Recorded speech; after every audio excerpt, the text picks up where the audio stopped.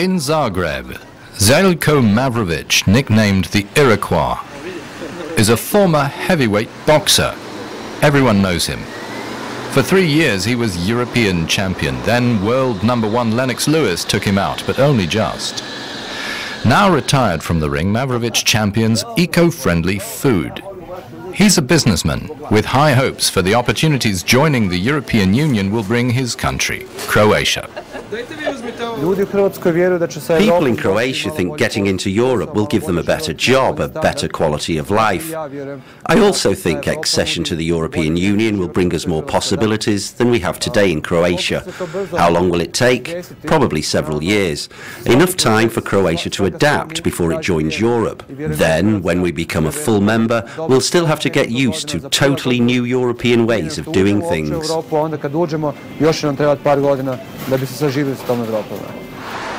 Croatia's income today is similar to Poland's. Since the end of the war, splitting Croatia off from Yugoslavia in 1995, per-person GDP has doubled. It's come with a steady transition to a market economy, almost complete. The state still dominates in some sectors. Goran Saravanja is an analyst with one of the country's biggest banks. He's also betting Europe will keep on encouraging the Croatian economy's evolution.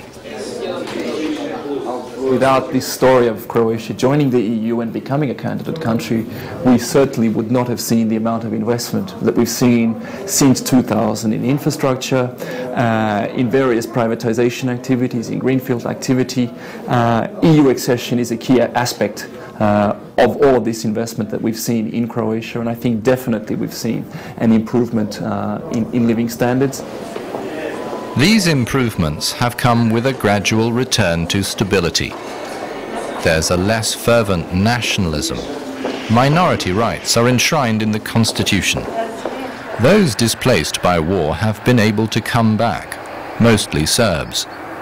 7 out of 10 people in Kenjak, south of Zagreb, are Serbs. The Croatian army chased them out in 1995. Now the town is bilingual. Its dual ethnicity is reflected in the municipal council. The mayor is a Serb. He says the communities get along in harmony now. Here in Kenjak, the laws on restitution of property were properly applied. In the last 3 years, all the displaced people and refugees have been rehoused. That way, they've been able to start a new life.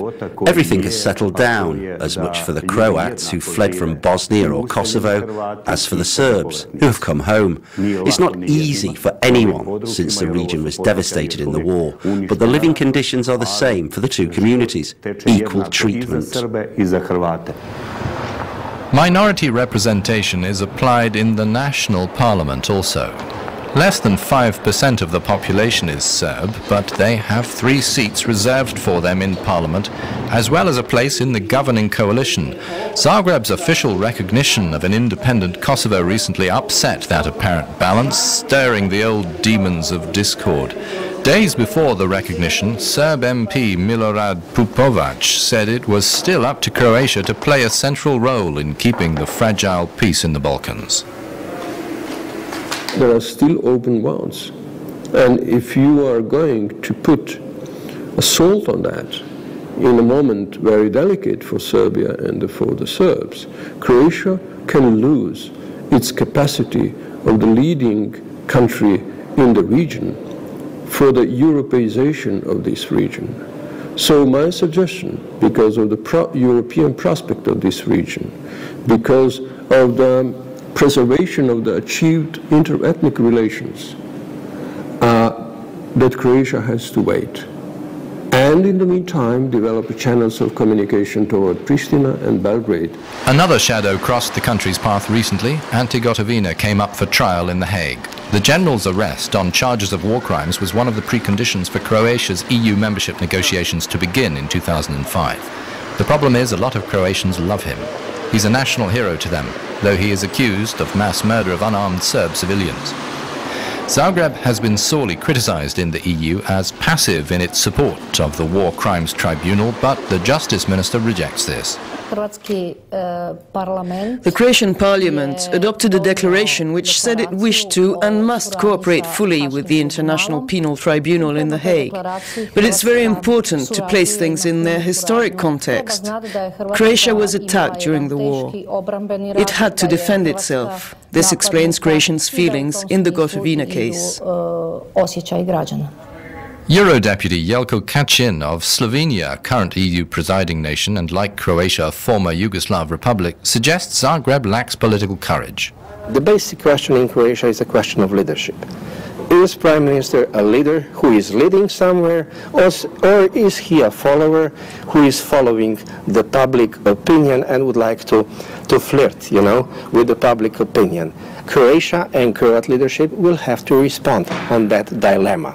Are they Western Balkan state or a Central European state? Croatian public opinion in favor of EU membership started out strong, but now only 52% of the people support the entry process. But the head of the parliamentary group in charge of the negotiations, Vesna Pusic, says this is in line with previous candidates' experience. I expect the opinion polls to go up again when we have the referendum, because we will have a referendum on Croatia's joining the European Union, and in all the East European or Central European countries that had such a referendum, you had the same change in public opinion. First very high support, then drop in support during negotiations, and then at the end relatively low turnout and high support. So, Euroscepticism is not expected to slow down the accession process. Joining the EU is still seen by a significant portion of the country as a guarantee of a better life. And yet, according to human rights specialist Zarko Puhovski, the bloc's recent enlargements and promises Brussels has made to Serbia have contributed to an erosion of credibility. We have now 6 members of European Union with per capita production lower than Croatia. We have Baltic states with worse minority legislation than Croatia. We have Cyprus, which is more deeply divided than Bosnia and Herzegovina, and they're all members of European Union. We have extremely stupid Greek nationalists within European Union, worse than in any other part of Balkans, not even letting Macedonia to use a name of the state. And it's part of European Union.